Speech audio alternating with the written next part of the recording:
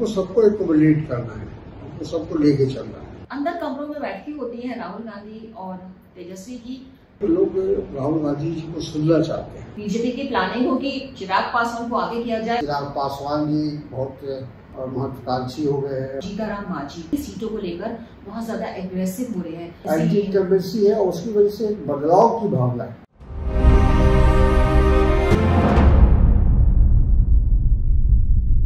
नमस्कार दोस्तों, मैं हूं अनुजा नौहतगी और आप देख रहे हैं आई ऑफ ट्रुथ। आज हमारे साथ बहुत ही सीनियर नेता हैं, कांग्रेस के तारिक अनवर जी हैं, सांसद भी हैं और आज हम इनसे चर्चा करने वाले हैं बिहार के चुनाव के बारे में, क्योंकि बिहार में बहुत ज्यादा हलचल मची हुई है और तारिक सर बेसिकली वहीं से आते हैं। तो बिहार के बारे में बहुत अच्छी तरह से इनकी बहुत अच्छी पकड़ है राजनीति में। तारिक जी, आपका बहुत बहुत स्वागत है। सबसे पहले तारिक जी, बिहार के बारे में बात करें।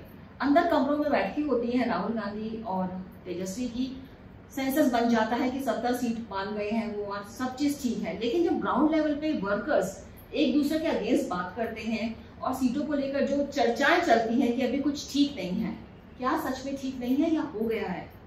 देखिए, कोई भी गठबंधन होता है उसमें चर्चाएं तो होती है और जितनी भी गठबंधन की पार्टियां होती हैं या राजनीतिक दल होते हैं, उनका ये प्रयास रहता है कि हमको ज़्यादा से ज़्यादा शेयर मिले, हमारी पार्टी का विस्तार हो। तो अभी जो हमारा गठबंधन है, इंडिया गठबंधन, उसमें कई पार्टियां पुरानी हैं और कुछ नई पार्टियां उसमें जुड़ने वाली हैं। तो हमको सबको एकोमोडेट करना है, हमको सबको लेके चलना है। तो उसके लिए कोऑर्डिनेशन कमेटी बनाई गई है। तो वो कोऑर्डिनेशन कमेटी की लगातार 2 बार बैठक हो चुकी है और तीसरी बैठक भी शायद फर्स्ट वीक ऑफ जुलाई में होगी। तो हमको लगता है कि इस तरह के जो मुद्दे हैं सीट शेयरिंग का, वो सारी चीज़ें हम लोग इस बात पर हमारा जोर रहेगा या हम हमारी पार्टी का कहाँ प्रभाव है और कौन सा उम्मीदवार है, उम्मीदवार पर भी बहुत कुछ निर्भर करता है। तो उम्मीदवार को भी देखा जाएगा, उसका क्या बैकग्राउंड है, कितना उसको जमीन से उसका लगाव है जी। और दूसरा ये भी हम देखेंगे कि जो भी पार्टियां हैं उनकी जो बिहार में जो स्थिति है जी, जो वस्तु स्थिति है, उसके अनुसार उनको टिकट दिया जाए, उनको शेयर किया। लेकिन सर, ये आपका कहना है, लेकिन जो ग्राउंड रियलिटी है और जो रिपोर्ट्स आ रही है कि जो आपका जो अपना गठबंधन है, चाहे वो तेजस्वी यादव जी हो, चाहे वो मुकेश सहनी हो, उनकी भी महत्वाकांक्षा बहुत ज्यादा बढ़ गई है। तो ऐसे में कांग्रेस को कहीं ना कहीं प्रॉब्लम तो आएगी ना बिहार में सीट शेयरिंग की, जब आप बात करेंगे। हमने आपको बताया ना कि महत्वाकांक्षा तो सबकी होती है जी। और हर पॉलिटिकल पार्टी की ख्वाहिश होती है कि आप ज्यादा से ज्यादा सीटों पर चुनाव लड़ें जी। लेकिन कोऑर्डिनेशन कमेटी जो बनाई गई वो इसीलिए बनाई गई, उसमें हर पार्टी के नुमाइंदे हैं और हम लोग बैठ के आपस में इसको देखेंगे, क्योंकि डाटा भी देखेंगे हम लोग किस पार्टी का क्या बैकग्राउंड रहा है उस क्षेत्र में। जहाँ से मान लीजिए कांग्रेस टिकट चाहती है तो वहाँ कांग्रेस का क्या अस्तित्व है जी, कितनी क्षमता है, संगठन का क्या स्वरूप है, तो सब देखा जाएगा। और हमको लगता है कि अभी हमारे पास पर्याप्त समय है और 3 महीने के अंदर हम लोग तमाम चीजों को सॉर्ट आउट कर लेंगे। सर, आजकल जो बिल्कुल न्यूज एकदम आई है कि अखिलेश यादव ने तेज प्रताप को वीडियो कॉल किया है और वो कह रहे हैं, फोन पे बकायदा वीडियो वायरल हो रहा है कि वो कह रहे हैं कहाँ से चुनाव लड़ना चाहते हैं आप। तो ये थोड़ा सा अजीब लग रहा है कि एक तरफ लालू यादव तेज प्रताप को बाहर निकाल देते हैं, पार्टी से, परिवार से अलग कर देते हैं, और दूसरी तरफ अखिलेश यादव तेज प्रताप जी को फोन करके कहते हैं कहाँ से चुनाव लड़ना है। तो कहीं लालू जी का ही तो सेटिंग नहीं है कि एक यूपी में कर दो, एक बिहार में बेटा सेट हो जाए? ऐसा कुछ नहीं है, हमको नहीं लगता है कि इस तरह की कोई बात है। तेज प्रताप लालू जी की बेटा है और विधायक है और उनका पहले से परिचय है अखिलेश जी से, पारिवारिक संबंध भी उनके साथ है। तो हो सकता है कि उस लेवल पर उन्होंने बात किया होगा, अखिलेश जी ने उसका रिस्पॉन्स लिया होगा।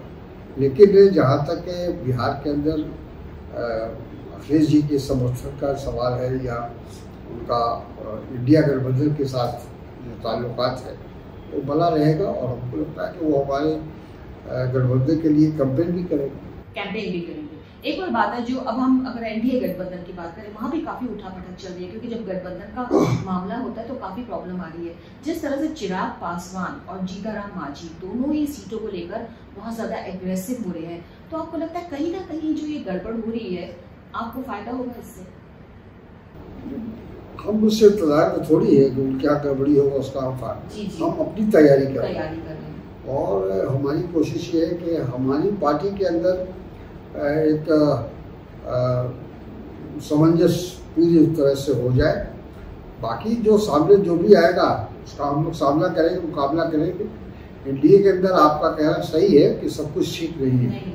और चिराग पासवान जी बहुत महत्वाकांक्षी हो गए हैं, वो मुख्यमंत्री बनने की उनकी इच्छा है। पिछली बार भी उन्होंने जहाँ जहाँ जदयू कैंडिडेट थे उनके खिलाफ जो उम्मीदवार खड़े किए थे, जिसका नुकसान भी हुआ जेडीयू को, नीतीश जी को। तो उनकी और नीतीश जी की नहीं बनती है, ये तो सब लोग जानते हैं, सार्वजनिक बहुत सार्वजनिक हो चुका है। तो आगे वो क्या करेंगे, क्या कदम उठाएंगे, कहना मुश्किल है। लेकिन हमको लगता है कि ओवरऑल जो वहाँ का सिनेरियो बन रहा है, क्योंकि एनडीए पिछले 20 साल से वहाँ सत्ता में है, 20 साल से वहाँ डबल इंजन की सरकार है, तो एक लोगों में एक एंटी इनकम्बेंसी है, और उसकी वजह से एक बदलाव की भावना है। लोग चाहते हैं कि अब इस पर बदलाव आना चाहिए, कोई तब्दीली आनी चाहिए, नया सेटअप आना चाहिए, नया स्वरूप बनना चाहिए बिहार में। तो उसमें हमको लगता है कि एनडीए हारी की कोशिश तो हर पार्टी करती है, वो भी करेगी। और प्रधानमंत्री तो पूरा समय ही लगा रहे हैं, तो उनका प्रायोरिटी उनकी ये है चुनाव फर्स्ट, बाकी सब पीछे।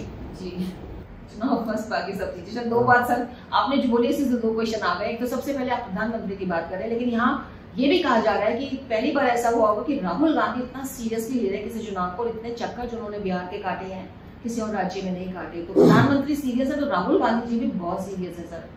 देखिए, बिहार में हम लोगों के लिए, इंडिया गठबंधन के लिए बहुत महत्व रखता है, क्योंकि हम पिछले 3 चुनाव हारे हैं जी। हरियाणा हारे, महाराष्ट्र हारे, दिल्ली हारे। तो इसलिए हमारे लिए बहुत महत्वपूर्ण है बिहार का एक चुनाव, और उस पर हम लोग फोकस कर रहे हैं। और इसीलिए राहुल जी को बार बार जो कष्ट दिया जा रहा है, जो हमको लाया जा रहा है, उसका कारण ये कि लोग राहुल गांधी जी को सुनना चाहते हैं। खास तौर पर जब से जातीय आधार पर जो जनगणना होने की बात उन्होंने कही, और उसको सरकार को उन्होंने एक तरह से झुका दिया, प्रधानमंत्री को उनकी बात को मानना पड़ा, और उन्होंने कहा कि हम जातीय जनगणना कराएंगे।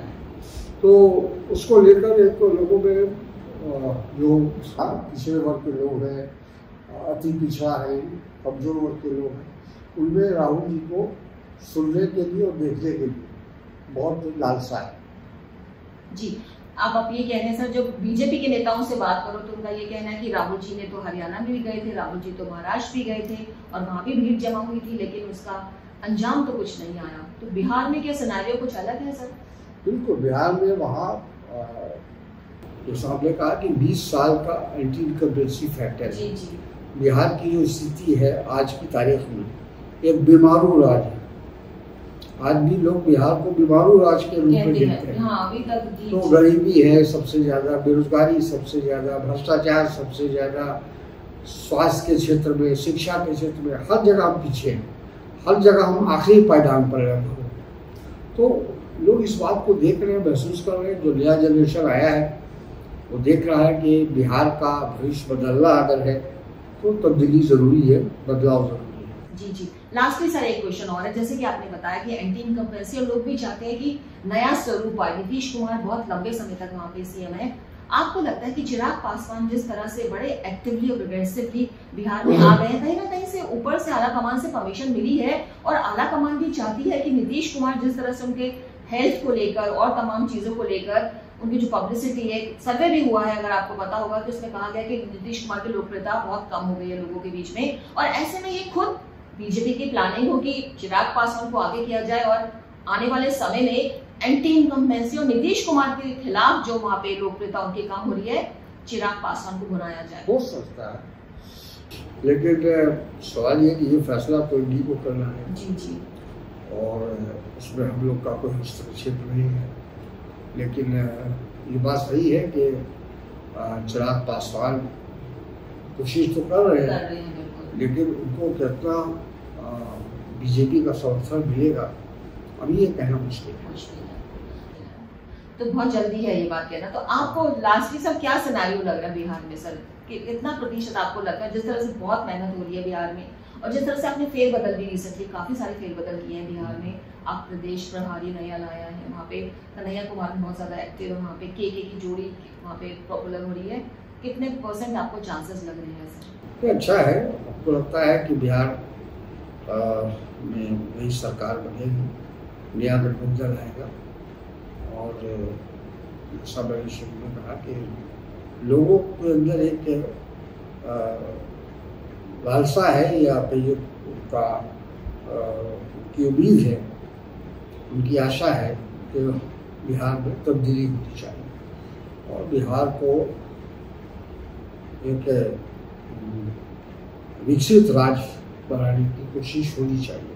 और इसलिए हमको लगता है कि आने वाले समय में उसका फायदा उनको मिलेगा। थैंक यू सर, आपने टाइम दिया हमारे चैनल को। तो सर ने आई ऑफ ट्रुथ को यहाँ टाइम दिया और एक बात बहुत इंपॉर्टेंट बात सर ने यहाँ बताई है जाति जनगणना को लेकर और राहुल गांधी को लेकर, कि सर का मानना है कि जो जाति जनगणना के का जो सरकार ने फैसला लिया है, कहीं ना कहीं इसमें राहुल गांधी का बहुत बड़ा हाथ है, क्योंकि शुरू से ही वो बहुत इस कैंपेन को चला रहे थे कि जाति जनगणना जरूर होना चाहिए, पता रहना चाहिए कि देश में कौन किस जाति का है, जिसके उसके अनुसार उसको फायदा मिल सके। हमारे चैनल आई ऑफ ट्रुथ को सब्सक्राइब कीजिए YouTube पर, इसे फॉलो कीजिए Facebook पर, Instagram पर, Twitter पर और कू पर। हमारे चैनल के बारे में फीडबैक देने के लिए हमें मेल कीजिए ioftruth.6@gmail.com पर।